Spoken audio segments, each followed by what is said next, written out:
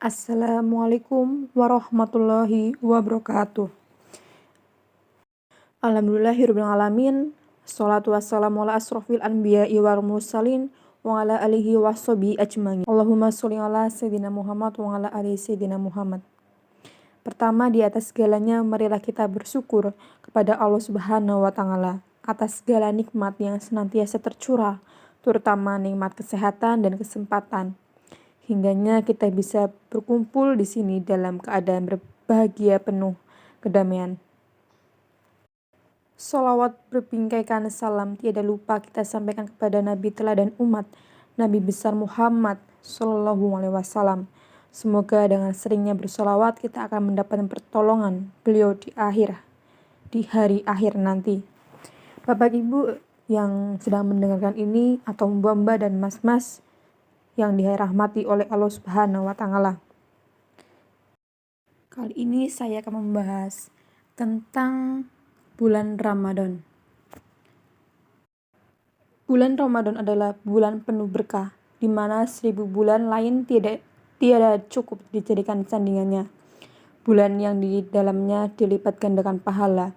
Tentu kaum muslimin tidak ingin rugi dalam meraup keuntungan dalam bentuk amal yang berlipat ganda.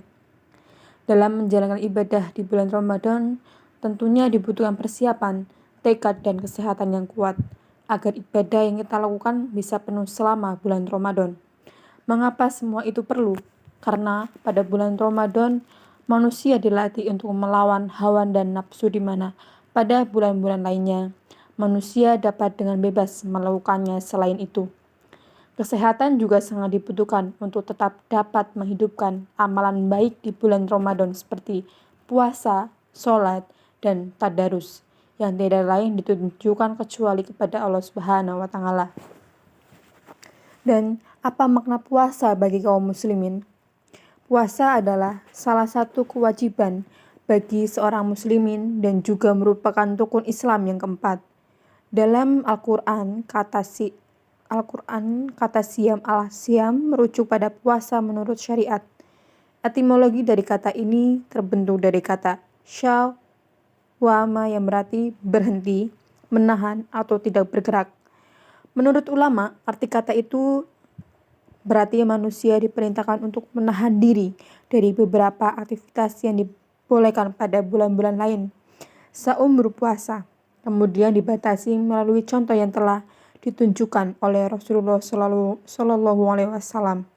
Karena hukum asal mula ibadah adalah haram kecuali yang telah ditunjukkan. Puasa yang dimaksud adalah menahan hawa dan nafsu, baik itu makan, minum, mengeluarkan mani secara sengaja mulai dari terbitnya fajar sampai terbenamnya matahari. Al-Quran menggunakan kata siyam dalam arti puasa menurut hukum syariat. Secara bahasa, kata siyam yang berakar dari huruf-huruf sa, wa, ma berarti menahan dan berhenti atau tidak bergerak. Manusia yang berupaya menahan diri dari suatu aktivitas, apapun aktivitas itu, dinamai saim atau berpuasa.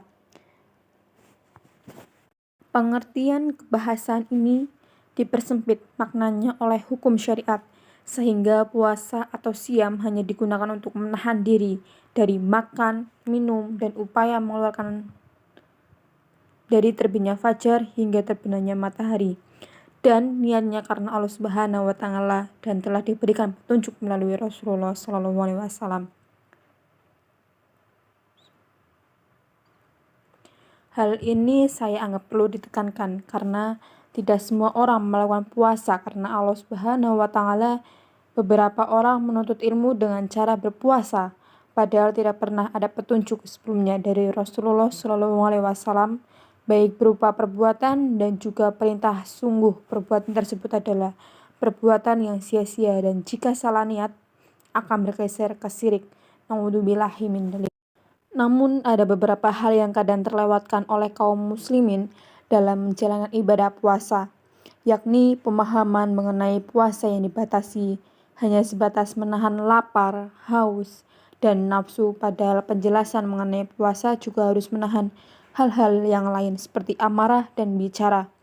Seperti yang dijelaskan oleh Allah Subhanahu wa taala dalam Al-Qur'an, Maryam ayat 26. Selain itu, menurut para ulama, puasa memiliki tujuan untuk melatih jiwa manusia, tidak untuk dapat berbuat dan berlaku lebih baik, dan yang paling utama adalah melatih jiwa manusia untuk bersabar, dan latihan ini hanya bisa dilakukan oleh diri sendiri dan untuk diri sendiri pula.